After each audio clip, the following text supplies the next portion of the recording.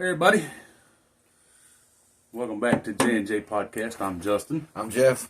And on today's journey, it's about prison stints. Prison.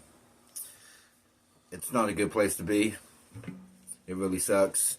It's a bad environment. The whole process sucks because when you get arrested, you have to go to jail, get processed. And I don't know how other jails are, but here in Durant, Oklahoma, they tie you to a bench with your handcuffed and bench and your feet tied to the bench. Shackled, man. Shackled. Not tied. You can get out of that, but shackled. It's cold as a motherfucker. And you're waiting there for 2 or 3, 4 hours, maybe longer, just to get processed. Put your name in there, do fingerprints, all that. Then after that's all done, they take you to your unit, your pod, and that's where you're going to stay. How long did you do when you was in county? I did 9 months before I caught Shane. 9 months. I did 6 months before I caught Shane. 9 months is a long time because you're in a little area. Well, it's pretty big, but still, you got all like maybe 100 people, maybe more. How many people pulled Shane with you?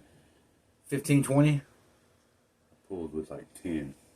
Got lucky. You only had 10. You could have some. You had some seats you could sit down. Me, no. The bus was all full, so I was cramped up, shackled to another person for like 10, 11 hours. Can't go to the restroom. Can't do none of that. It's just not good. It's horrible. Man, my first yard was LCF. Thought it was Lexington Correctional Facility. And then this Indian guy named Hank Bell told me, he said, "Nah, little brother." He said, "You're going to Lawton Correctional Facility." And I said, "Son of a bitch." If nobody knows, Lawton is one of the worst prisons you can ever go to. They have a nickname for it, Stabbing Hut. And I guess you can guess why it's called that. Stabbing cut, wagon hut. It's a tan building with blue roofs. And it is not fun. You pull up to the gate, and your heart goes through your booty hole. Literally. If you've never seen it, if you never experienced that, it's pretty bad. Your heart jumps out your body, everything goes bad. Because you pull up to the gates, like you said, then you got all these razor wire on the fences, 3 of them. And them motherfuckers are big, long. Goddamn dog barking, boy. Dogs are barking like crazy. Hey, told y'all last time, this is uncut. It's raw. There's no cuts, no editing. It's straight raw. My first yard I went to was it was a minimum, so it ain't behind the fence. Where he went, his first yard was behind the fence. Mine was a minimum, so it's a laid back yard, no fence, so you can go out from your unit and just walk around. You got tracks. If you go to classes, go to work, the kitchen, whatever, all the jobs you got, you can go to the gym, play basketball, whatever, lift weights, and do that. He got lucky. His first yard was a minimum. Mine was a medium security with 9 points behind the fence. And what? It was a, what's that word? Fuck. You have to have 2 guards with you everywhere you went. What's secure that? movement. Yeah, secure movement. So anywhere you went on that yard, you had 2 officers with you. You couldn't go by yourself. You couldn't do none of that. See, it was a little different when I was there because I went to Lawton in 2011, 2012. And it was shit. You got there, you got your assigned cell, pod, whatever the fuck you want to call it. And there they went by bracelets. Whatever color bracelet you had, that's what pod you were on, what number you were on. When I got there, I started out with I want to say it was a yellow bracelet on one. I'm not sure because it's been fucking years since I've been there. But eventually I moved to the program unit, which was 8, and it was an orange bracelet. And the only reason I remember that is because I did most of my time there doing the programs. And then once I finished with the program, I went back down the hill to 6, and 6 is black bracelet. But it wasn't fun. There was 2 stabbings, And a dude got busted open with a lock and assault when I was there. Yeah. And if you've never seen that, it's pretty brutal. Your face is going to be all swollen, bloody.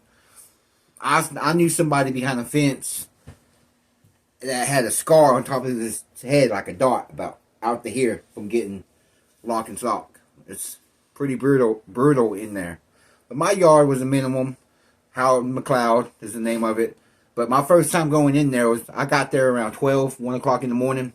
And what they do, you get in there, you do all the processing, but they give you a sack lunch, which comes with one sandwich, bologna, with a cake, and maybe an apple. And that's all you get. Did you get any green bologna when you was there? No, but I heard about that. The green bologna, man. Fuck that. Who would want to eat green bologna? I don't even like bologna. So... No, not sponsored. Just thirsty. And they give you a sack lunch and all that. Then I met my cellie. He was cool. His name was Popeye. He was a UAB. But I was on the top rack. But on my part, Alpha Bravo, it was an open dorm. So what that means is there ain't no cells. So when you go in there, it's stacked up all the way down, just bunks. 2 bunks to each one. And I was in the middle, halfway down. And I had to sleep like that. I was on my back. It took me forever to sleep. Because I was afraid that somebody would try to beat me up. In an open cell, you don't want to be on your side or your stomach. In an open dorm, fuck that.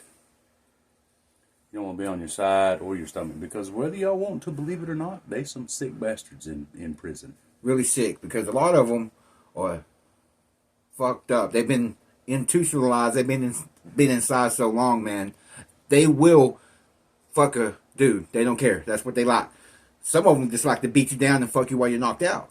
It's real shit. I ain't gonna lie to you. When I first hit Lawton, there was a big gay guy named they called him Bubbles. Bubbles. This motherfucker would literally tell you he was gonna suck your dick, and if you didn't let him, he'd knock you the fuck out and do it. How fucked up is that? What if someone told you that? Will your heart just jump out your chest? I told him, I said, listen, brother, I don't know what kind of shit you be on, but you ain't knocking me out, and you ain't touching me. It's life and death in there. You have to be on point every day. If not, you can get caught up. And you don't even have to be in the situation. If you're just staring too long, you could get caught up in it. Because if something's going down, you don't want to be there just looking at what's about to go down. Because you do that, you're causing attention. You got guards in their big old area that they see in their office and looking down at you, and they got cameras. And if they see everybody looking at an area, they're going to think, hey, something's going on. And if you get caught in that, you're going to get fucked up too because you're causing attention. Best thing you do is see nothing, hear nothing, say nothing. The whole Best time. thing. And the showers suck, man. At McLeod, man, we went in, it was all the way in the back. But you had like 4 or 5 shower heads. But what we did, we put a curtain down. So 2 people at a time can go in there. Like one on this side and the other one on that. You have a curtain so you don't have to see the other dude. You know what I mean? But some yards, like behind a fence, you don't get that luxury. You have like 10 or 12 heads and you have to go in there with 10 or 12 people and stay on your head and just do your thing. I tell you, it's like being over Lawton. Their shower, you go in, and there's a concrete divider about waist high, and you got fucking 6 people in here, and in the front of it's wide open. You ain't got no curtain, you can't hide behind nothing, and the female guards are fucking pervert, dude. They will walk up and talk to you while you're in there washing your shit. Yeah, they don't care. Because they know if you start hitting on them or whatever, that gives them an excuse to hit you with a sexual assault charge, and that's more time that you have to do. Because they're going to listen to the guards. Doesn't matter. So You just went from doing fucking 5 years to 7 years. And that's probably violent too. So that's 85% day for day. What I did when I was in there, man, you want to get on a routine. Because I was going to school to get my GED. And after you go to school, you can be on the yard. What I like to do, I like to work out. There's really nothing else for you to do. Work out and play basketball. Go to the gym, play volleyball. walk the track. It's fun. You want to get a routine going on because it'll make your time go by faster. If you're just sitting there just thinking about your time, man, that shit will drag. And it's horrible. You don't want your shit to drag because it's going to seem like it's going to take forever and you're going to get depressed and all this. Tell them about whenever you got your first time card. Man, okay, look. They give us time cards every month. It shows your charge and how many days you got. Man, mine said over 2,000 days. My heart dropped. I said, 2,000 days? I'm going to be in here fucking forever. It's horrible. After that, I never looked at my time card ever again. I didn't look at mine because mine was over fucking 2,000 days. I didn't look at mine again until I got down to a little under a year. Then it started. Then it started going to the double digits, like 13 days, 12 days. And I'm gonna tell you, once you get ready to get released, it gets worse. It is. If they come in wake you like they did me, they woke me up. It was fucking 4:30 in the morning. They come woke me up and they was like, roll your stuff up, you're going home. So from 4:30 in the morning, I get up, I go out, and people that's less fortunate or people you're cool with, when you go to leave, they'll ask for something or you'll go and give them your shit. Because you don't want to bring that shit home. I mean, I'm not going to lie, I brought home my shower shoes and my TV. He did too. And the TVs are clear. Everything in there you get is clear. So you don't have drugs in them. But you go around, you give all your shit. So at 4:30, I'm giving all this shit away. I'm thinking, okay, I'm finna get the fuck out of here. It's done. It's over with. No. By the time they get you, take you to intake to do your pre-release, get everything done, get your paperwork done, get your bus ticket and your fucking money lined up. I didn't leave until 4:30 that evening. See, he kind of got the end of the straw because it took me a while too. Because my last yard when I got out was at Lawton. Okay, they woke me up before breakfast around 5 o'clock in the morning. Say, hey, pack your shit. You're about to leave. I said, okay, cool. I gave all my shit away, my TV, whatever, to my celly or the homies I was kicking with in there. You know what I mean? Then after breakfast, I thought I was going to get to go. No, I still had to wait until they come and get me to take me to intake. So we did all that process. They gave me money, all that shit. Gave me new shoes because I didn't have no shoes. I didn't have nothing when I got out there. They gave me clothes. They gave me shoes, all that stuff. And I waited in that intake until like 12 or 1 o'clock until I was able to get on the bus ticket and get the fuck out of there. And you don't look back because you look back, you go back. Yeah. And it was so awesome when I got out. When I went out there, went outside the building, got in that bus and got on the highway and left. Because leaving that motherfucker is awesome feeling. It's the best feeling in the world. For real. Especially if, you really don't get to talk to nobody, you don't get no letters, nothing like that. It's hard. And then once you find out you're getting out, they don't want you to use the phone, I guess, because they think you're going to try and set it up to get kidnapped or break out or whatever. That has happened, so. But there's nothing better than feeling the feeling of fucking getting to go back to your people, getting to go back to where you're used to and what you're used to. Because when you go in there, it's a whole different fucking... Like out here, you got fucking bills, you've got cell phone, you've got insurance, you've got just all this other shit. But in there, it's who's going to be in a bad mood, what race is going to fucking start something and get into it with another race, the fucking guards tricking you off, getting you caught up, whatever. I mean, it's a whole different stress, it's a whole different ball game inside. So whenever you realize that you're leaving that, coming back home, it's stressful because you're trying to readjust. And sometimes it takes a minute. Yeah, you think since you're getting out, it's going to be easy to readjust. No. It depends. If you've been in there like we did, I did 5 years flat. He did 4. That's a long time to be inside, okay? Shit and you're changes. not, yeah. You ain't used to being in the outside world because you've been in this world. It's 2 different worlds. And it's hard to adjust. But you will get used to it. But some people get used to it fast. And other people, it takes a minute. You're so used to this harsh environment, have to fucking have your back against the wall, making sure that no one's about to try to fucking jump you or fucking stab you. All that. It's a bad deal. But like I said, I like playing basketball. That was fun. I met some cool people. Going outside playing ball all day, make the day go by. And now the chow hall. Mine was handball. I'd get out there with the Mexicans, get out there with some of the white boys, and just fucking play handball. For you that don't know what handball is, it's a little blue ball. It's supposed to be played with a racket. You can't have rackets in there, so you use your hand. After about a year playing it, you don't have no feeling in your hand because you've done went in there and fucked up all the nerves. Yeah, I couldn't do it. I didn't like it. I wasn't good at it. That's the main reason, because I wasn't good at it. Because it's cardio. Because you just got a big old wall, and you got 2 people or 4 people. If you're playing teams, you got 4. If you don't know how to play, it's you hit it with your palm, and it goes on the wall, and your opponent has to hit that motherfucker. And I don't know the rules. I know a little bit, but he knows it more than me. The object of the game and how you get points and how you win is you serve the ball, the other person hits it, and they're trying to get it to where it hits the bottom of the wall and gets out before you can save it. And then it just goes back and forth between you and your opponents until somebody gets it to where they're hitting the ball at the bottom and nobody can catch it. It's a lot of cardio. It's almost like tennis, but with your hand. And instead of 2 people, it's like playing teams on tennis. Hey, if you like it, it's good cardio. You will get in some good ass shape if you play it every day.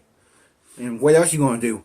Now, there's a lot of stuff you can do, but most of the time, if you ain't have a routine, there's people that just doing drugs. That's all they do, is on a mission to get drugs.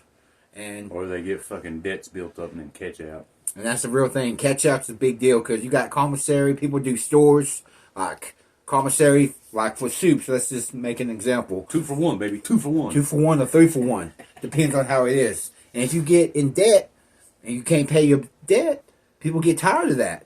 And they're going to beat you up for that. Or sometimes they'll kill you. It depends on who's the person is running the store. There's so much shit you can get fucked up in. Man, I seen this one kid. He'd never done nothing before. And he come in. This was when I was at Lawton. Never done anything before, but he didn't like the fact he was locked up and he didn't have no fucking, he couldn't do nothing. Yeah. So the guy goes out and he gets him some dope. Count time rolls around. They lock us all down.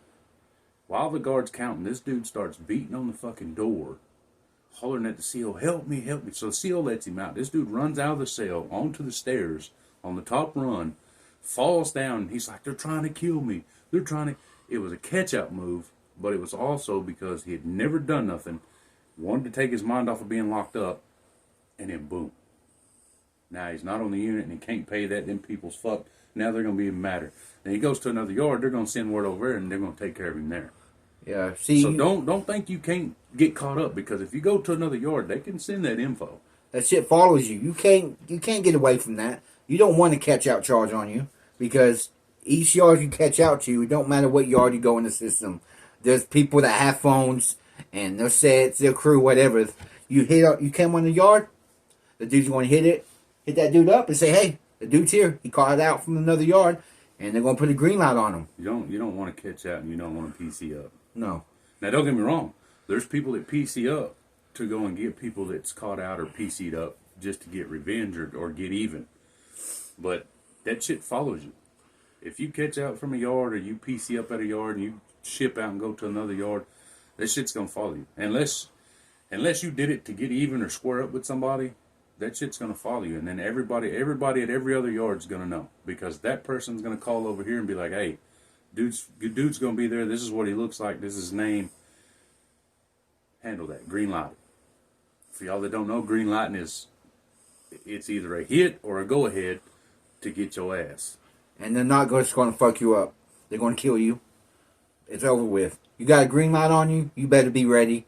Have a shank with you and be prepared. Because they ain't going to come with one person. They're going to come at least with 5 people. It's over with. Fair game. And there ain't no fair fights or nothing like that in prison.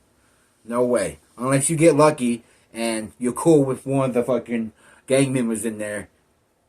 Besides that, they're coming at you with 5 or 6 people. And you get on the floor, it's over with. They're going to stomp you and everything like that. It's not good, man. It's horrible. It's a bad environment. My second yard... I know firsthand about that. My first yard, my charge, and you can look it up and have your opinion on it. Number 623708. But what happened, I kicked the door in on my old lady. She was fucking around and hit my son. Scared the fuck out of her old man. They both went to the courthouse and said I did it intentionally. So they come at me with child abuse charge. So now that you know that, my first yard, they sent some guys in, and I knocked 2 of them out. The guy didn't like that. Shot caller for the white boys. Didn't like it. So he sent in 8 of them. Held my own for a minute, and then they got my legs out from under me. Because when you're in a fucking 5x9, 5x4, there really ain't no room to do shit. None. All you can do when you hit the ground is cover the face and just ride it out.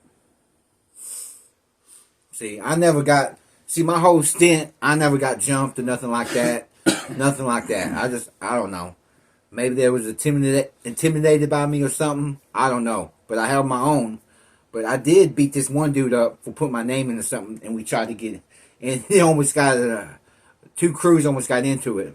The people I was hanging out with and UABs. They put my name in it, and it almost got me caught up in the wreck. So I had to handle business, because you ain't going to put my name in it, and I ain't just going to let you do it. I ain't going to let you get away with it. And see, the thing I don't understand is motherfuckers on the inside, it's like, oh, fuck the police. But they're quick to go off what the police say. Very. It's crazy, man. You don't like the police, fuck the police, but yet a police will come in and say, hey, this dude's in here for fucking beating his old lady, and now y'all want to beat him up because the police say. Quick in a hurry, too. They don't even check it out or nothing. Whatever the popo says, they're on it. And it's supposed to, when you're inside, it's supposed to be inmates against COs. No, it's not like that, because you got snitches for the COs that snitch on everybody, and they get all the good perks for being a snitch. You don't want that label either. That's a death sentence inside. They may not get you right then. They may not get you a year from then. They may not get you 2 years. Eventually it's going to catch up with you, especially if you're fucking ratting on people. This is what it comes down to. You're going to get shanked, stabbed up, beat out. I mean, whatever. Just the name of the game, man. Inside, you don't want to snitch. You don't want to do none of that. Keep your head up, man. The best advice I got is to keep your head up and do what you do. And guaranteed, nothing's really going to happen to you, because you ain't getting in no trouble. To put it this way. In a wreck. Don't go in acting like a badass. Because there's always going to be somebody bigger. But don't go in acting like no punk either. You go in, you mind your business. If somebody starts something, finish it. You finish this shit. But you don't go in acting like you're tough, because if you do, that's going to bring attention you don't want. And if you go in and you don't defend yourself, you're going to get your commissary taken, you're going to get your clothes taken, and you're going to get your booty hole taken. Guaranteed. What they're really trying to see is if you got heart. If they come to you and start swinging on you, swing back, man. They don't give a fuck if you get your ass whooped or not. As long as you show heart and you fight back, that's all the proof they need, and they'll leave you the fuck alone.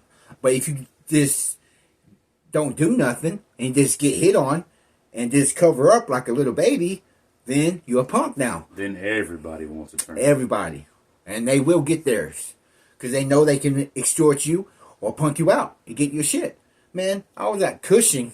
It was going to commissary on a certain day. And if you have a bad charge like a chomo, which if you don't know what a chomo is, that's a child molester in there for fucking a kid or whatever the case may be. And there's a lot of people, they wait for them to get the commissary, because for some odd reason, people with bad charges like that, their people take care of them. Like every week. So they have big old bags, $80 worth of commissary. And $80 in there, it's like fucking $1,000 out here. It really is. And people going to beat them up and take their shit. Whatever they got. If they have a TV, they're beating your ass taking that shit. And you can't do nothing about it, because you're a punk. You ain't going to fight back, so they know they can get away with it. And that's the lucky thing if you just get your shit taken away. Because most of the time they'll take your shit and kill you. But if they want to keep getting that shit from you, they ain't going to kill you. They're just going to extort you. There's going to be money for them every week. It's payday. It's guaranteed every week. Especially if you've got one of them charges and you go to commissary every time commissary is open. Because, like we said before in the last video, you stand there and you watch your surroundings. Your back's against the wall. You see how people interact. You see how people talk and how they mingle. If they're sitting there watching you and you're going to commissary every fucking week and you've got one of them charges, best believe they're going to extort you. Unless you fight. Because I know when I was at Lawton and I moved to 8, there was a guy up there that was a chomo. But they knew he would fucking fight. So they would go in there and they would take $100 from him, but they wouldn't do no more because they knew he would fight. and then they wouldn't get nothing anyway because he'd fight them, and then the guards would show up and break it all up, and they would go to the shoe. He would go to the shoe, and then by then all their shit's packed up, separated, and put back. So when he got out, he'd still have all his shit. So they would just be like, okay, we're going to take 100, and everything else you get to keep. So. Yeah, because when you go to the shoe, you think you're going to get all your property. No, that's not happening. You're only going to get, all your property is going to be, they're going to have it put up in another part of the facility. So you do your time, which is normally 30 days in the shoe. Now, after you do your time in the shoe and they let you back out on the yard and back on the unit, you get your shit back. And that's a pain in the ass too, man. You remember going to laundry? Fucking first time going in there, waiting in line just to get your laundry. It's a pain in the ass, man. Because even the laundry people, the fucking bosses over there, they don't give a fuck. They're regular people. They just work in the prison. But them motherfuckers don't give a fuck about you. Your shit can get lost and get stolen. And if you come in on a weekend, on a Friday, you ain't going to get your shit until Monday or Tuesday. And you have nothing to do. What happened to me when I hit when I hit Joe Hart. I got there on a fucking Friday and I didn't have no fucking bed covers, no clean towels, no nothing. No towels, nothing. What do you think about them people that work in commissary? Man, them motherfuckers, they got it good. Not the people that come in and work from the street, like inmates working in commissary. Yeah, you got inmates working in, and them motherfuckers are fucked up, man. They're fucked up. They skip out on shit. You don't get your full order sometimes. Sometimes they just fucking say they ain't got it and they take it. And if you work in commissary, it's a hustle. You get shit. You can throw people extra shit and you're gonna get paid. But what I don't like is the motherfuckers that work in commissary and you go down there and you've got like a $30 list and they only give you fucking 29. 10. Yeah, or 10. It's like, oh, we ain't got these. Bullshit, dude. I just seen fucking dude before me got like 3 packages. Come on now, give me my damn cookies. Yeah, I want my cookies, man. My fucking Zuzus and Wham Whams. Or my honey buns, man. What you should do, people, get a honey bun, iced honey bun, and fucking put some peanut butter on that motherfucker. Spread it out. Put it in the microwave for like 10 seconds. That shit is off the chain. Speaking of which, we made a spread the other day. Yeah, we made a spread last night, actually, if you want to get real with it. Fucking noodles, sausage, fucking cheese, Doritos. Doritos. Crush that motherfucker up, put it in there. And man, it's called a spread. But that's all you really got in there. Unless you want to go to the cafeteria and let me tell you something about chow hall. Okay, when you go in there, you have to wait. Have a long ass line. It depends on what unit or what yard you're at. Minimums, sometimes you have to have your ID and scan. You can't get doubles. You can't get an extra tray unless someone from another inmate gives that shit to you. But the food's horrible. That's why I worked in the kitchen. It's a good hustle. I was one of the ones that served the food. When I was at Boley, that was my job before I got on the DOT outside crew doing the highway and stuff. I worked in the kitchen. And on the days that we had hamburger patties, fucking chicken in the bone? Chicken on the bone, shit like that, dude. Even the milk. Bro, I'd bring back fucking 2 or 3 gallons of milk, or cartons of milk. And they'd give you fucking $1 worth of soups, or fucking snack cakes, or fucking whatever. Working in the kitchen is a job to have. If you're in prison, or you go to prison, or you're on your way to prison, get in the kitchen. And most yards, minimums or whatever, or privates too, but mainly minimums, the first job that they're going to give to you, because you're going to get a job no matter what, most of the time. And the first job they're going to give you is in the kitchen. And man, them kitchen workers suck too. They don't give a fuck. You know, people are stealing food all day. The workers, they kiss up to these fucking workers, to these people that work in the kitchen. Not the inmates, but the people that are watching everybody. So they kiss up to them and get extra shit. The people that would come in, that was like the food safety people that would come in and do all the order and all that shit when I was at Boley. Dude, you're not supposed to take shit from the chow hall. But these people over there, they didn't give a fuck. Dude, you do the pout down when you leave to go back to your cell because they didn't want you taking no knives. They didn't want you taking no fucking forks. They didn't want you taking bones from chicken because you could sharpen that shit down and make a shank. But they didn't care over there. I was walking out of that because they did a loaded baked potato on Thursday or Wednesday. And dude, I would fucking grab like 3 or 4 of them bitches, put them in a bag, take them back to the unit. Shit. I didn't have to go to the chow hall when they had beans at all. Okay, that's another thing too. I'm so sick of fucking beans. Man, at a minimum, it's 2 or 3 days out the week you getting beans or bologna. Okay, you don't want to eat that bologna. The best way to get that motherfucker, if it's green, don't touch it. I don't recommend it. But if it's not green, take that back to the unit, put that shit in the microwave, and fry that bitch until it's crispy. That's the only way it's going to taste any good. Fried bologna. That's it. Only way. Fried bologna is the only way you're going to have any kind of satisfaction. Now, when I went behind the fence, my second yard, I went to Cushion. And if nobody knows what that is, it's a medium private yard, and it's horrible. But I was in the kitchen working in the kitchen, and I had a hustle going on, man. After my shift, I worked nights, and they worked you like slaves. But at the end of the day, I got to bring home some food. But I brought some turkey. They had turkey and roast beef. That's the best thing you can get. I smuggled that shit back to the unit, and I hustled that shit. So I had food, and I paid for my tattoos. I got some tattoo work, and I paid for all that. It's a good hustle. So if you ever go, try to get in the kitchen. So my question for you though, tell them how many yards you was at. Okay, I was at. Or explain the yards you was at whenever you was doing your 5. Okay, I did 5 years, right? In that whole 5-year span, I went to 5 prisons, and that's horrible. Okay, my first yard was a minimum, Howard McLeod. My second yard was a private, Cushing.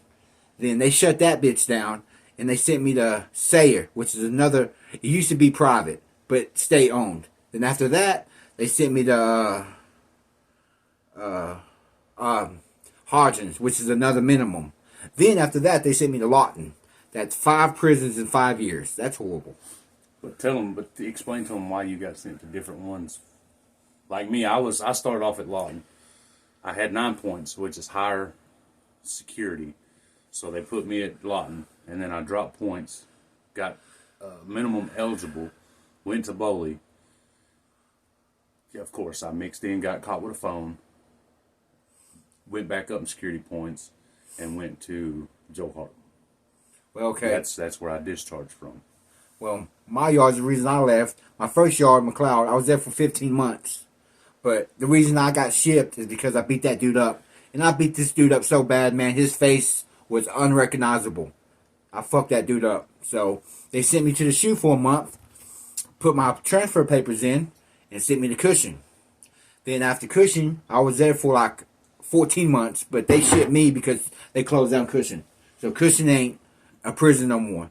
Then they sent me to Sayre. After Sayre, after 8 months, I came up for minimum eligible. So I was able to go down in security. I went there, and after that, I went to Hodgins, and I was there doing good, got my GED while I was there. But they did some fucked up shit to me. You know what a ghost packet is, right? Mm-hmm. Okay, if nobody knows what a ghost packet is... That's what I was going to say. For those that don't know about a ghost packet, explain to them. A ghost packet is where the fucking COs, the unit managers, they put your paperwork in to transfer you to another yard up in security. So after that, I went to Lawton. And we already told you about Lawton. It's the worst prison in the system. For real. That's where I started. That's where he finished. Yeah. So that's what happened to me. And the last 2 months was horrible, man. But a ghost packet could be... it could be somebody saying, hey, me and this dude's got a problem. It could be, getting too friendly with inmates or too friendly with the female guards. You get too friendly with guards, they can ship you out. And my reason is, I don't even know. But I think it's because I was talking shit to the COs. And I didn't like the unit managers because they were treating us like shit. The unit manager would do it quick. Yeah, he didn't like me at all. He didn't like our unit, but I was really talking shit to the COs and fucking talking shit to them real bad. And out of the blue, they said, pack your shit. You're getting shipped. I said, where I'm going? Going to Lawton. I said, what the fuck? What the fuck? I didn't do nothing wrong. So that's how it was when I went to Joe Hart, dude. Because back when I went to Joe Hart in like 2013,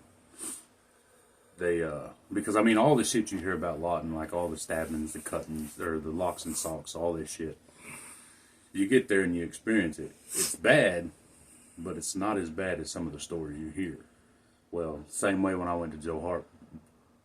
In the shoe, because I got caught with a phone, which is a Class X. And a Class X means you don't get no good days, you don't get no visits, you don't get no commissary. Nothing. I wasn't getting good days anyway. It didn't matter. I was a violent offender. I was doing day for day regardless. So I didn't give a shit. But I was in the shoe, and I was back there for about 2 weeks. And then they shipped me to Joe Hart. Well, when the guard come in, and he was like, hey, I'm pulling these three offenders, they're shipping out. One was going to the walls, one was going back to Lawton, and one was going to Joe Hart.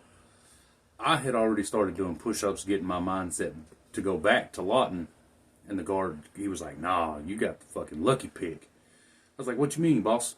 He goes, man, you're going to Joe Hart. I said, man, quit playing with me. He goes, how long you been on the yard? I said, I've been here about 1.5 years. He goes, have I bullshitted you yet? I said, no. He goes, I'm telling you, you're going to Joe Hart. Now, keep in mind, Joe Hart, back before I went, it used to be strictly for sex offenders, catch out, shit like that. When I went there, it was a mixture. Everybody was mixed being there. Fucking murderers, killers, rapists, whatever. Now, when I went through there, there was goldfish ponds on every unit. There was a fucking garden because there was certain people doing life. And what they did is they would pay money out of their pocket to get this shit built and put in. So there was goldfish pond on every unit. And I stayed on D. There was a fucking garden with fresh fruits and vegetables that people was growing. Down by medical, they had fucking ice cream stand. Ice cream, man. Fucking concession stand candy. They had different kinds of popcorn. There was a big wooden stage out by the gun tower. And what they would do is on the weekends, they would have live musicians come in, like fucking people from the street, like real musicians coming through. Like when I was there, I got to meet a guy named Dylan Chase, which is a Christian rapper. If you don't know him, check him out. Dylan Chase. And Lecrae. He's also a Christian rapper. He's a black guy. He's pretty cool. They come through and they treat us like fucking humans, man. They talk to us. They didn't treat us like we were some fucking scum of the earth piece of shit. They treat us like we were humans. But they also had a commissary list that you could order steak and shit off of. And they had 3 grills outside. They had your standard regular fucking shit, and then they had one for like vegans and shit like that. And man, it was, if you wanted to lay down and do your time and not have to really worry about bullshit, that was the yard to be on. But it's hard to get on that yard because, like he was telling you, all that stuff is cool. You ain't gonna get all that shit at another yard. No way. That's like the best yard you can get. But like he was saying, it's mainly for catch-outs and rapists and chomos. It's hard yard to get on. So if you get there, do what he says and do your time and lay the fuck down. Lay the fuck down. Man, it's a culture shock whenever you go from here to prison. And it was the same way when I hit Boley, because Boley was 800 people. And out of that 800 people that was there was only 150 of us that didn't have a sex crime. So you got to understand, I was at Lawton where it's pretty much a fight every fucking day. Every day. And then when I went to Boley, I still had that mindset because Lawton's behind a fence, Boley's a minimum. So it's basically fucking wide open. No fence. So when I got there and I was putting my shit up, getting my bed ready, getting my rack set up, a guy come up and he was like, fuck you in here for? Having that mentality, dude, from being at Lawton, I fucking swung off on him, beat him up. So the warden calls me in the office and he's like, look, where are you coming from? I said, man, I just left Lawton. He goes, say no more. I give you 2 weeks to get your shit together or you'll go back. So I pretty much told him, I was like, dude, I don't know what the fuck you're talking about. And he goes, man, that guy you beat up, he's got fucking this, and this, and they're pretty much protected, and you beat him up. And I was like, dude, I didn't beat him up because he was a fucking sex offender. I beat him up because he come up talking to me crazy. So after that, I kind of just, stood with my back on the wall and kind of watched shit and seen how shit went. And once I found out that, I had a minimum, nobody gives a fuck what you're in for, really. The most they care about is how much time you got and where your hometown is.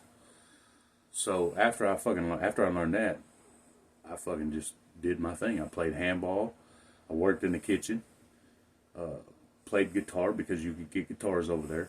They have a band. You can actually go in there and play band. Whatever you want. Whatever instrument you want, guitar, whatever you can play. Dude, it was weird because on that yard, they had fucking horseshoes and they had a softball team. Now, what prison do you know has fucking horseshoes and bats?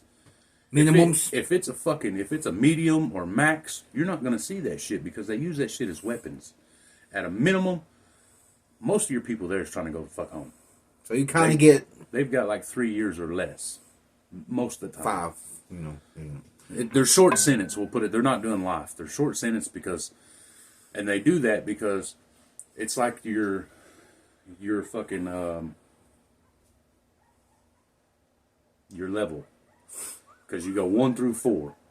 At some prisons, which I don't know which, but depending on, somebody in the comments, let me know. But depending on what yard you're on, 4 is like your worst offender and 1's your good offender. Well, here in Oklahoma, level 4 is your model inmate, the one that don't get in trouble, stays out of the way, does his shit, don't back talk the guards, don't get onto it with the guard or get into it with the guards. Does what he's there to do, and that's it. Well, Boley is pretty much a level 4 yard. Nobody is trying to do any fucking... I mean, don't get me wrong, there's still fights. There's people that still owe. It's prison. But for the majority, they really don't fucking harass the guards. They don't get into it with other inmates. They mind their fucking business. They go to work. They come home. Which, for anybody that's been to prison, if you're doing time, that's your home. It's not your cell. It's not where you lay down and rest. It's your home. And if you don't want to admit it, but you got to admit that because it's your home. You have a roof over your head. You get meals. That's where you sleep at. So you have to call it your home. Just the way it is. And like you were saying about the level 4 and everything, minimums or anywhere really, doesn't matter if you're behind the fence or not. But me, like level 1 is red. You don't get nothing. You don't get your property. You don't get no TV. You don't get nothing. You don't get shit. 2 is yellow. And that's a little better. You still don't get much stuff. But you get... From 1 to 2, from 1 you get shit. Level 2 you can get visits. And 3 is green. So that's a little better. You start getting stuff. You're able to get a TV. You start getting visits. You start getting commissary. Level 4 is where you want to be. Level 4 is blue. Level 4 you get visits. You get TVs. You can get radio. You can get everything. Fucking commissary. You can go outside and fucking check out guitars. If your facility allows it, you can check out guitars. You can play drums. You can play horseshoes. You can fucking play softball. At fucking Joe Hart, you could go outside and play tennis. They had a fucking tennis court. That's crazy. But a lot of minimums, they have softball teams. So the inmates have different groups, whatever, because it's most of the time it's race orientated. So they have the white boys on the team, they have the blacks on the team, they have Mexicans and Indians on the team. Sometimes it's mixed, you know what I mean? But they have games. It ain't full games because you don't got that much time. Maybe 4 or 5 hours in between before it counts. So they have softball games. You get to play games. You get to watch. It's cool. You know what I mean? And I'm gonna tell you, some of your best singers, some of your best artists, some of your best musicians, they're all locked up, bro. There's a lot of good talent in prison. It's crazy. Like these tattoos, these are all right here, all prison ink. You can tell the difference between this one and this from the ink. But there's good artists in there, is what we're trying to say. Talented people, man. Really talented. You wanna find somebody that can fucking draw his ass off or sing their ass off or fucking get on an instrument and play that motherfucker like no other, go to prison. And if you want to get tattoos, not go to prison like go to prison, but I mean there's ways you can get it. Like you can go through like a program. It's like a ministry type thing where you can go in and visit or whatnot. Yeah. But I'm telling you, dude, like most of your fucking could be professional and make money off of it are in prison. And they're mostly doing life or a long ass sentence. And see, it's It's sad to say. It kind of pisses me off, and it's sad at the same time because motherfucker could be out here making money, Wasting their talents. and they're never getting out. Never. And when you get a time, like we was talking about time sheets, time card, and we had like over 2,000 days. If you're a lifer, It's an L. it's an L. That's all you get. If you see that, it's over with. You ain't never getting out. So you don't have nothing to lose. That's why we said last time, if you're not doing dirt, don't worry about it.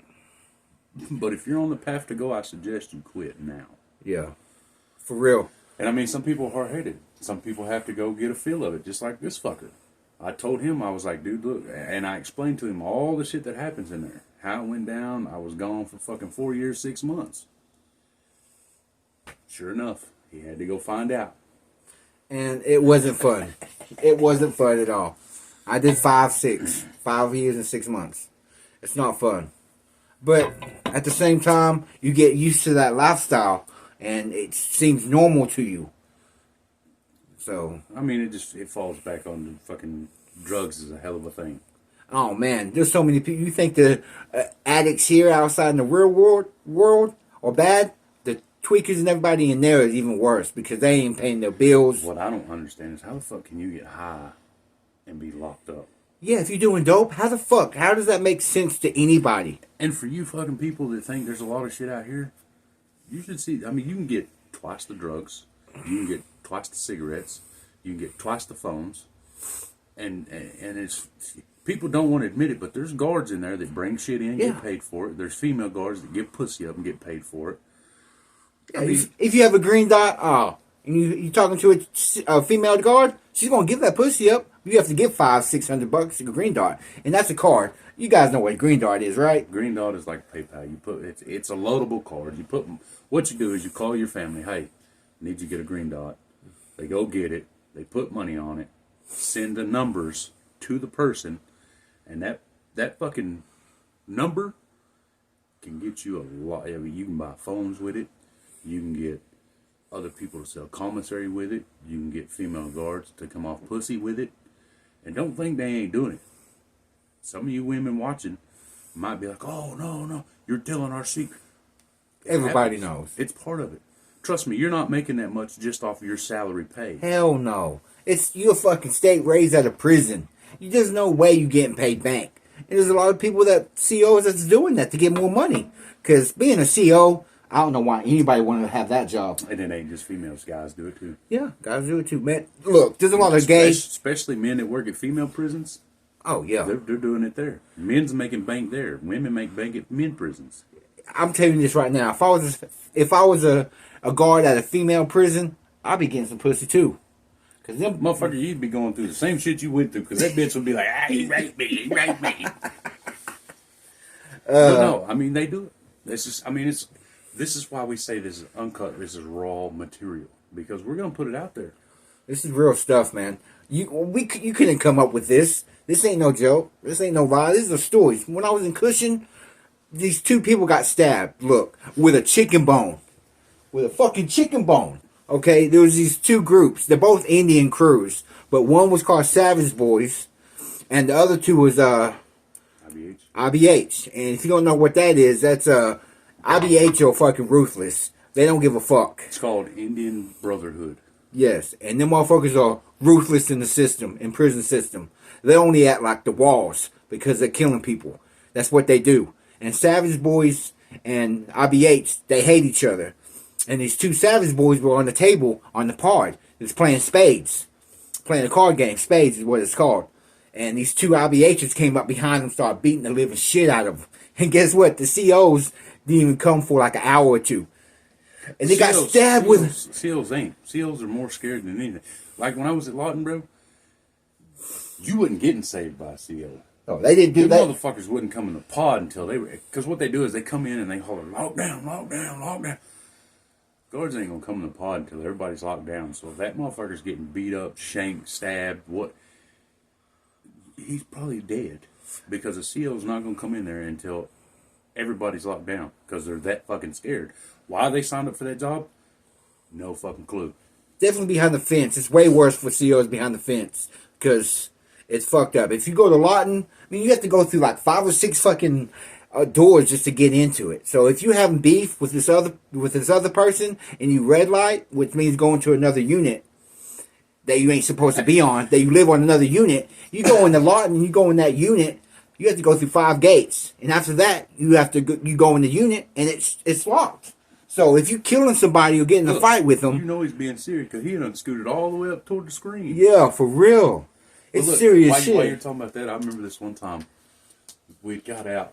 I'd got out for chow because I was working in the kitchen. I come back, and they started letting everybody out, and these 2 black dudes were sitting at this table, and they were talking shit to each other because over at Dalton you got 2 TVs on both sides of the unit, and they face down so you can turn the TV or whatever.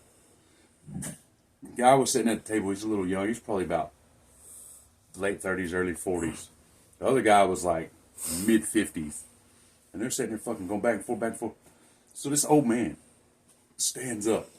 And all I hear, because I'm watching TV on the other side, and all I hear is, "Nighttime, bitch."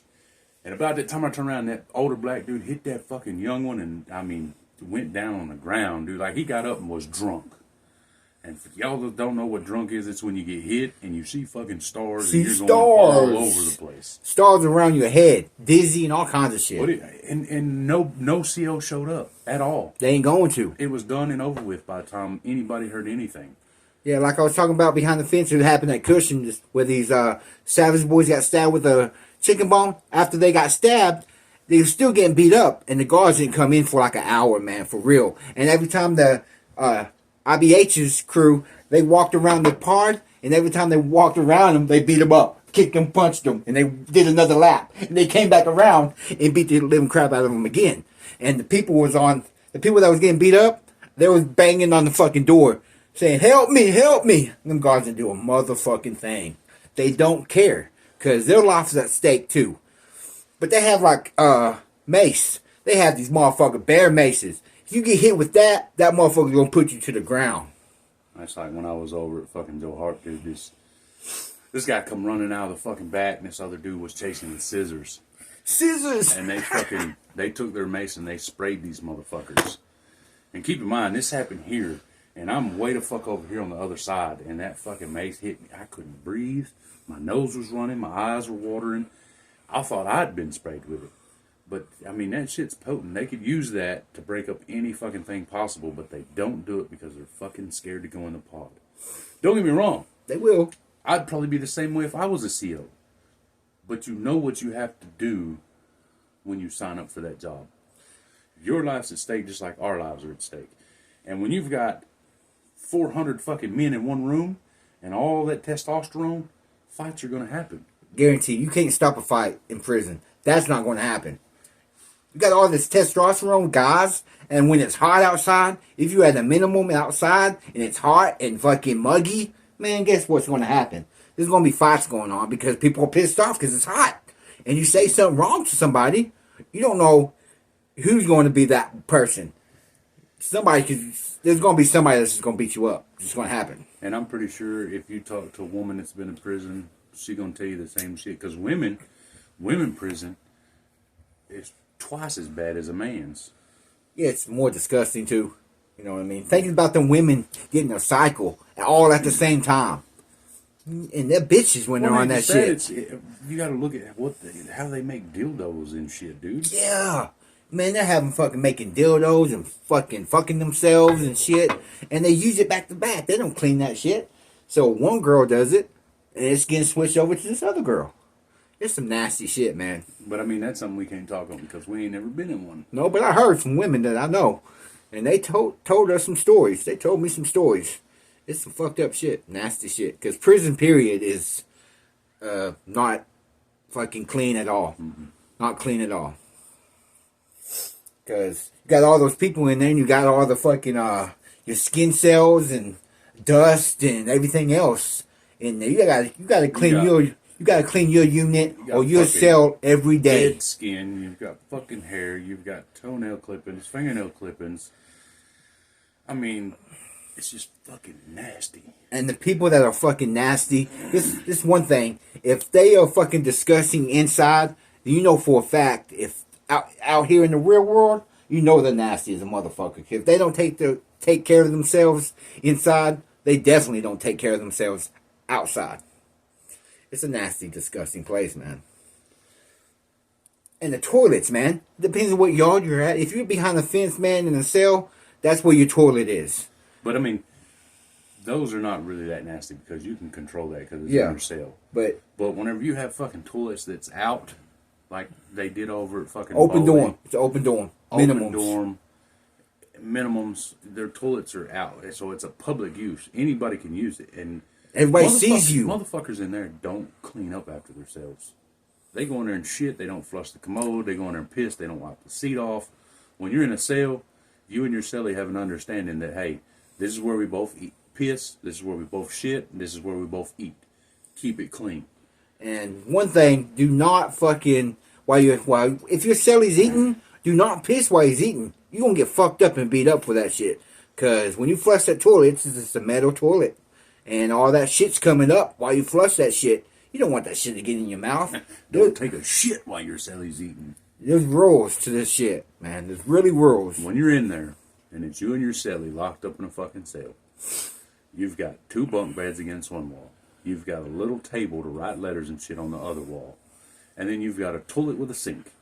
For y'all that know, you know. For y'all that don't know, look up jail toilets or prison toilets. It is a fucking cast iron toilet. Comes up and then there's a sink. You have to push buttons to get the water going. Unless you have porcelain, that's kind of better. But you have the toilet and the sink. You have to push the buttons to get the sink going, and you got to push buttons to flush the commode. It's horrible. And if you have the metal ones, man, just imagine sitting on that motherfucker. Your ass gets cold, man. That shit sucks, man. It's just like this. When you and your cellie's in the cell and you got a shit, you'll hang a blanket. Got to. From the bunk to the door, or however the fuck you want to do it, to kind of give you and your cellie a little bit of a fucking privacy. Wall. And if you drop one, flush one. Every time. If not, you're going to piss somebody off because that shit going to stink. Yeah. Now, see, being in a cell, you have the luxury to do that. But when you're at a minimum in the open dorm, you don't have that choice. Now, you can have a blanket covering it. It's only waist high from your, say you have 3 pissers and 2 shitters. You have to have a blanket. But they can still see you. And it's open dorm. It's horrible. I got to where I didn't give a fuck. If it was open dorm and we had 1 bathroom to share, I just did it. You got to. Now, some people ain't going to like it. They're uncomfortable. But, man, when you have to go, you have to go.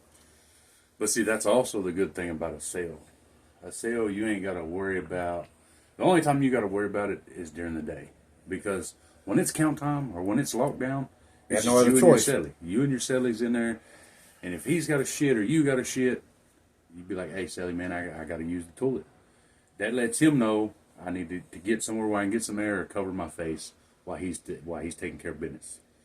But like I say, you're going to hang a blanket, unless you just got one of them Cellies that just been in there for a long time, don't give a fuck. But no. And then he going to tell you, and then you're going to go watch out the window or whatever until he's through. Yeah. I've done that. For the most part, when you're in a cell, it's a lot better. Because when you're in a cell, you ain't got to worry about a motherfucker walking by and just being in a pissed off mood and start swinging on you as you do in an open dorm. Yeah, it's fucked up in an open dorm. And another good thing about having a cell, because it gets loud as fuck. You can shut your door, put a fucking towel under the door, and it gets quiet. If you don't do that, man, it's quiet it's loud. People are screaming, working out, having music playing, you know what I mean? They have a stereo, it gets loud. So if you want some peace and quiet, if you're in a cell, just shut your door, put a towel under the door, and it gets quiet. Mind your own business. You don't get that when you're at a minimum. You open dorm, it's no privacy whatsoever. The only way you get peace and quiet is if you're on your bed watching TV and you put headphones in. Yeah. But then you still got to you're not watching TV because you're paying attention to everything around. You got to. Don't get caught slipping. That's why I hated open dorms. I love being in a cell. Yeah, as bad as it sounds, I love being in a cell because I could kick back on the bed, had my TV hanging on the wall, had an extension with fucking headphones. The only person I got to worry about is my cellie. And if you're cool with your cellie, you really ain't got to worry about that. Hell, me and my cellie over at Joe Hart, we shared fucking headphones. His TV was on the table. We shared headphones. Now, if you have it had what do they call it? Not shared headphones. That sounds fucking extension. nasty as shit. Yeah, that's nasty, fool. I had headphones, he had headphones, and then we had a jack splitter. Splitter and extension. So you have a splitter, you plug your headphones in it, and it's 2 slots. So your celly can plug in, and you can plug in. Now, if you have a good celly that has a TV, he'll let you watch TV with him. But it's his TV, so whatever he wants to watch, that's all you gotta watch. That's what you gotta watch. That's why I was glad when I hit over at Bill Hart and I fucking hustled up and got me a TV. Now, another thing is if you ain't got money to get shit, but you're cool with the guy in property, he can make you a list. Yes. And he can put in your property that shit's been put in there. Now, don't get me wrong, you're not going to get it for free. You're going to have to pay. But like me, when I got my bubble TV, my clear one, it's a big ass bubble. What I did is I sandpapered it because it already had a DLC number on it. It was some shit that got stolen, and the guys in property had put it back out on the yard, and I got to come across it. But what you do is you sandpaper it and get all this shit off of it, the DLC number and all that. Then you take a tattoo gun or a like a paper clip, and you go in there and you put in your last name and your DLC number. And then you take some wax that you would make the floor shiny with, put that over it, and then buff it out a little bit and put another coat on it, buff it out again, and then it looks like it come from property to you, so that when they come in and do a sale raid, which is where they come in and fuck everything up in your house, it looks like it's yours and you didn't fucking buy it off the yard. Hey, since you bring that up, man, how do you like those fucking shakedowns and fucking coming in fucking... Man, listen, what really pissed me off is when they would come in to do the shakedowns, not only are they tearing your shit up, but they're stepping on your clean blankets with their nasty ass shoes. They bring in them goddamn drug dogs, and they're all over your bed, knowing they smell like fucking wet dog. Man, it's fucked up. And if you're behind the fence when they do their shakedowns, man, they're stripping you. They're doing strip searches, making sure you don't have nothing in your ass or hiding anything. And they're putting you in your boxes. Then they make you out. They make you put you out in the pod, and they go through your cell and tear everything up. I mean everything. How do you like that? Lift your nuts, spread them, bend over, and cough. Yeah, that makes you fucking... It's fucking dehumanizing. Yes, it's fucked up. Why would you want to fucking... And why would they want to do that? Why would a guy want to fucking say, hold your balls up, bend over, and cough, and spread your ass cheeks? That's fucked up. Why would you even take a job like that? For real. It's... You know the money ain't good, so why? You trying to think you're helping people? Come on now. If you've been inside... They ain't helping you for shit. Hey, man, what I want to say, though, real quick is, if anybody sees this that's locked up, that was locked up with me, nothing but love, buddy. Nothing but love. Hope you're taking care of yourself. Keep your head up. You'll be out soon.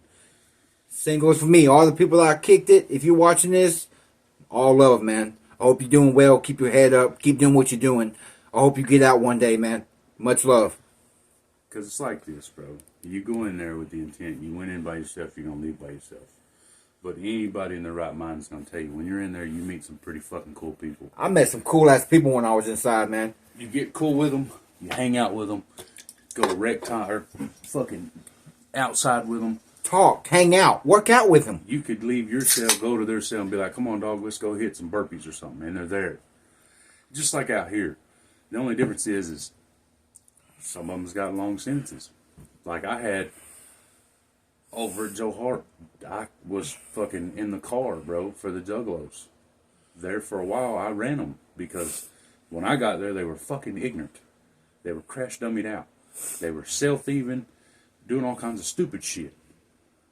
Then I got the keys to the car, started getting them on the right path, and when I left from over there, that picture right there in the background, right over there, that's what they made me as I was leaving. And everybody that was on that yard signed that bitch. And the one person I was real cool with, I mean, don't get me wrong, I was cool with all of them, they fam. Whoop, whoop. Whoop, whoop. But the one person I was real cool with that I talked to every day, his name was Smiley.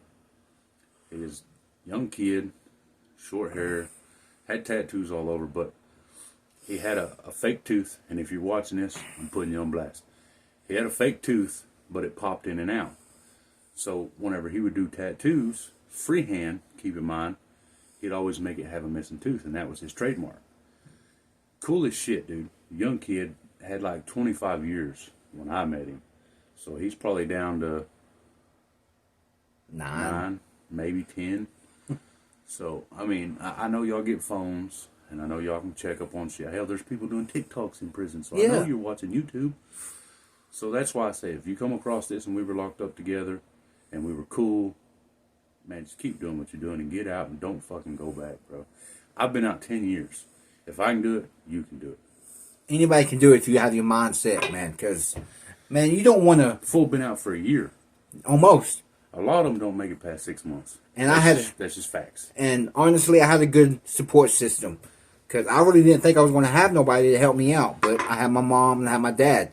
So now, what? I had a job. I got out. I'm paying all my shit. Got my license. Got me a car. Look at me. I'm doing good. Just keep your head up. You can do it, man.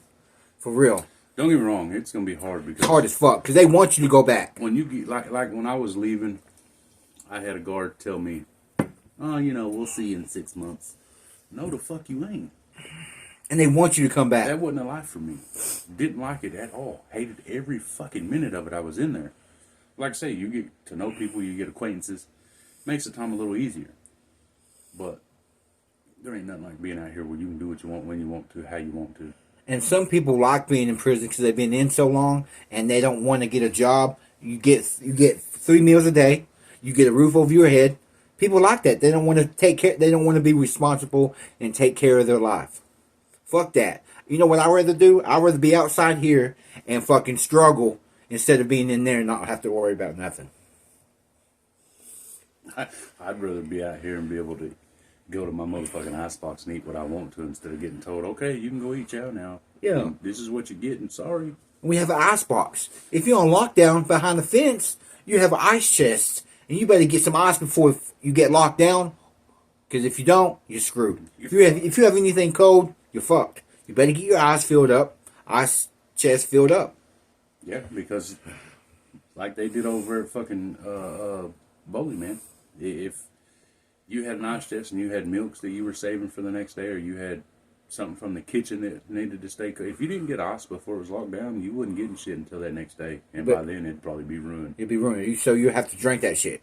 And you don't want to drink that shit right then and there. You want to wait, like in the morning and shit. And coffee, man. Coffee is the best thing because it's cheap. And that becomes the new drug when you get in there. It does. Get Keefy. Don't get that gunpowder. Yeah. That gunpowder is purple bag. Okay, that motherfucker tastes like shit. But it'll make you wired as a motherfucker. Don't get me wrong. You want that gunpowder. Get that gun. I drank one time. And I felt like I was going to have a heart attack and jump over the fence. It's fucking strong. But Keefy is a yellow bag. And the minimum is only $2. Now you go behind the fence. Cushion. That motherfucker was $5. Mm-hmm. Peanut butter.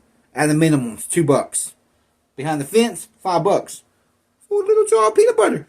What the fuck? You know the little bags of chips you get in little snack packs, little sorted bags like Funyuns and Doritos and Fritos and all. You get it out here in the world, the free world, $7 inside, $13. Man, it's insane. Everything's expensive. And another thing, okay, when you're inside and you're state raised, when you don't have no people giving you money, gang pay. It's gang pay. And man, you really get 15, but after it's said and done, you're only getting like fucking $10. And they think that's enough to pay for your hygiene. See, they raised it then, because when I was in there, it was only $5. You get $5 a month if you didn't have nobody helping on the outside. Yeah, when I was in, it was $10. But that's still not enough to pay for your hygiene. Okay, hygiene's expensive in there. You want some soap, good soap. You want some conditioner, some shampoo, and other shit, because you can get a lot of stuff in there. But this shit's expensive. You can buy yourself a big yellow towel, but that motherfucker is $15. You get some batteries. You get some good stuff in there if you have money. But if you state raised and only have game pay, you only have $10 to work with. It's either clean your ass or eat. Yeah, and it ain't enough to get fucking good shit either. You're gonna get soap that dries your fucking skin out, make you look ashy. You're gonna get a fucking shampoo and conditioner that's not worth a shit and leave your fucking head with dandruff. And then, I mean, if you rather skip your shower or your necessities for shower or brushing your teeth or whatever, then you get something to eat. You're looking at maybe 2 soups, and a honey bun, if that.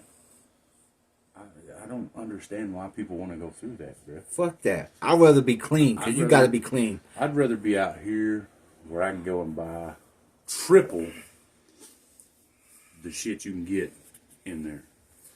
But for the people that get out, you've been in for a minute, you're getting out of prison, go get some food stamps, because you get $200 emergency food stamps until you get a job and get back on your feet. I recommend that shit. I recommend anybody to get food stamps. You know why? Because you don't have to spend green money to get that shit, because food's expensive out here. For real. Really is. You know what I mean? This shit is real. Uncut, raw shit we're talking about. This is all experiences. Seen people get killed in that motherfucker. Seen somebody get their throat cut. He's seen somebody watching TV behind the fence. Tell him about that shit. It wasn't TV. What it was is... Oh, well. There was 3 of us that hit Lawton. Went to chow. Sitting there eating. Of course, all 3 of us look white. So, you know, we had the white guys push up on us or whatever. Wanted to do a paper check. I didn't have my paperwork. Never got it. Never carried it around. So, I told them what I was there for. And give them my DLC number. Same for the other 2. Well, they went back to their pod. Got on the phone. Called and checked. Come back later on that evening when it was lunchtime. And, you know, pretty much told me and the other guy that, you know, we checked out, we were good, what we said was true. Well, the guy sitting across from us was in there on drug charges, but failed to mention that he had previously had forcible sodomy on a child under 13, I think it was. So fucked up. And they didn't like that, dude. They didn't like the fact that he didn't mention it. They didn't like the fact that he lied because he didn't mention it. So we're sitting there eating because we're like, cool, we checked out. Fuck it, we're going to eat. Well, it wasn't that way for that guy. I don't know if he lived. I don't know if he died. I don't know what happened to him. All I know is they didn't like the fact that they were lied to, and they cut his fucking throat right there across from me. I was sitting this far away from him. Probably got blood on you and everything. Others, no, they didn't get on me. But we were sitting this far away. He was on the other side of the table. And they fucking... And that was all it was. I got my tray, moved to another table, finished eating what I could before the guards come running in, spraying everybody, telling everybody to get down. And like I say, I still don't know if that dude lived, don't know if he died, don't know if he made it out, I don't know. And another thing, too, when you go in, man, they're going to make you sign a paper saying if you die, you have an emergency contact. That shit fucked me up. Saying, you can die in this motherfucker? Yes. It's a real thing. So, you're going to sign a piece of paper saying, if you die in this facility, you have an emergency contact so they can send your stuff. It's a bad thing when you have to actually sign saying, hey, you might die in this bitch. You have to put your signature, yeah. Well, the bad thing is John Hancock is trying to think of somebody that you would want to get that news. So you're sitting there trying to think of, okay, do I want to use my mom? Do I want to use my dad? Do I want to use my brother? It's a fucked up situation to have to sign and put somebody down. But, I mean, it's even a more fucked up situation if you do that and something does happen and they have to call your folks. Because your folks don't want to get the news on a phone, not even in person, man. It's not even in person. They'll call you saying, hey, and they'll probably be nonchalant about it. Hey, so-and-so is dead. Come get his stuff. Just like that. They don't care. Because what we are to them is just money. More people they get in the system, more money they get. We're just like a fucking money bank for them. Because they get paid for so much for each inmate. I'll tell you this sad story, bro, about this kid I met when I was at Boulder. The kid was 18 years old. He was dating this girl. She was 15, he was 16. Dating this girl. She sent him a picture. Well, he didn't want to get caught with it on his phone, so he put it on a flash drive. This flash drive people were using at school to cheat on a test. So they pulled everybody's flash drive. They caught these pictures on this kid's flash drive. Waited until he was 18 and then snagged him up for having child porn. So, Fast forward a few years later, he's 18 inside a penal institution. And he was always getting fucked with because of his charge. And I tried to help him. I told him, I said, look, man, what you're doing, you need to quit, because if not, they're going to fucking pack you out and you're going to go to another yard and you're not going to be as fortunate. Because at Boley, like I said, there was 800 inmates and there was 150 that didn't have a sex case. So he was on a decent yard for his crime. And like I said, they don't listen to the story. They don't want no rundown. Whatever that paper says, that's what they go by. And his paper said child pornography. Bad charge, man. So he gets caught with some K2, which for y'all that don't know, it's a synthetic marijuana. But it's deadly. It will kill you and it makes you hallucinate severely. So I've done it. I had bad experience with it. I almost died. Bro, the first time I did it, I laid on my rack looking at my wall and was watching a fucking movie. Dude, I almost died, man. But the kid gets caught with this shit, so they book him out and they're shipping him to another yard. Well, I found out later from his parents in a letter, because me and his parents talked on the phone once or twice when he would call, because when he was in there and getting bullied, it was pretty much me and my cellie that took up for him. And I had found out that when he got caught with that K2 and they shipped him to another yard, he ended up landing over at Granite. When he hit Granite, they found out what he was in for. And then we had got the letter over at Boley that he was sexually assaulted and then hung in his cell. The kid was 18. Just turned 18. Got over there, got sexually assaulted, and then hung in his cell. Just imagine that. That's fucked up, man. It was only a year off. He really shouldn't have got that. But you're in prison, you got a bad charge. It happens. I seen somebody get hanged in fucking McLeod. They was getting bullied, or he needed money, and he only saw one way out, and he hung himself. It happens. It's fucked up. It's really bad. But man, I hope you guys really liked what we're talking about, because it's real, uncut stuff. I hope you guys comment on this and put down stuff you want us to talk about. We'll talk about it. We'll give our point of view of it. Yeah. Like I said before, it may not be your look on it. Some of you might agree with it, some of you might not. But this is our experience from what we've been through, what we've experienced. So put in the comments what you want us to touch on. We'll touch on it, talk about it. But I'm gonna get back to you. Subscribe, please subscribe. Hit that sub button, man. Stay in the loop on when we drop these videos, man. It's gonna be every Thursday. We're gonna drop a video every Thursday. Every Thursday. So last night we did one at about 2:20. Tonight we're doing one at, well, by the time we get through with the upload, it'll probably be about 3 o'clock. And this is in the AM. I've got to get up and go to work tomorrow. So, I mean, I'm doing this for y'all, man. We're doing this for y'all. We want to tell you guys about our point of view, our perspective about what we've done, how we lived it. So, hope you guys like it. Subscribe, put a comment down, and we'll touch on it. Don't forget to share and like this stuff, man. Helps us in the algorithm. Please. For y'all that want to know about this hat, you can get this hat on TikTok. Shop. The guy that makes them is a guy known by Titless Man. You ought to go give it a check out. Get one. Hell, tell him we sent you. Yeah, please tell him that too, because you get this hat, you get a card, and you get a sticker that you can put on your vehicle. Man, this is the clean hat, man. They got all different kind of colors, different names, all this stuff. Like, this is blue and charcoal. It's clean with it. Just got it today. But more love for him. Just check it out. Go holler at him, man. And until our next adventure, I'm Justin. I'm Jeff. And this is Double J Podcast. Guys, have a great day.